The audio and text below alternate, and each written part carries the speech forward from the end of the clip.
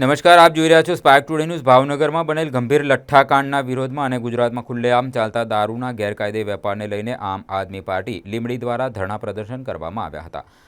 આમ આદમી પાર્ટીના કાર્યકર્તાઓએ ગુજરાતના ગૃહમંત્રી હર્ષ સંઘવીના રાજીનામાની માંગ કરી છે। કાર્યકર્તાઓનું કહેવું છે કે દારૂબંધી હોવા છતાં ઠેર ઠેર દારૂ મળે છે। ગરીબ પરિવારો લઠ્ઠાકાંડમાં જીવ ગુમાવે છે, જે સરકારની સંપૂર્ણ નિષ્ફળતા છે।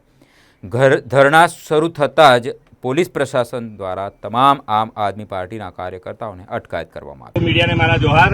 આજે અમે લીંબડી ખાતે જે આ દારૂબંધી અને જે હર્ષ સંઘવીના રાજીનામા બાબતે અમે ભેગા થયા છીએ, એમાં આ ગુજરાતની અંદર એક શર્મનાક ઘટના બની છે કે જેમાં લઠ્ઠાકાંડ જેવા કાંડ થયો છે।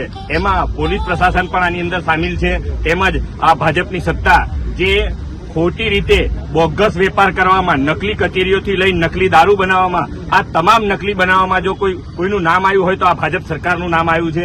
અને આપણે જોઈએ છીએ કેટલાય વખતથી કે આ જે લઠ્ઠાકાંડના 2022માં ઘટના બની હતી, 2021માં પણ બની હતી, આ પાછી ઘટના બની છે।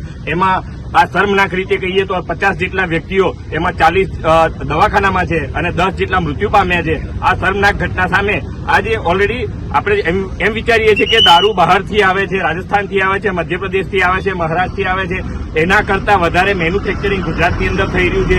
ગુજરાતની અંદર આ કેમિકલ કરનારા જે કાંડો છે, કેમિકલ વેચનારા છે, એ બધા બોગસ રીતે મિથેનોલનું મોટા પ્રમાણમાં ભાવનગરથી લઈ અમદાવાદથી લઈ સુરતની અંદર મોટા પાયેનું વેચાણ થઈ રહ્યું છે અને બોગસ દારૂ, નકલી દારૂ બની રહ્યો છે। એમાં રોયલ સ્ટેટ કહેવાતા ગૃહમંત્રી એ આની અંદર સામેલ છે।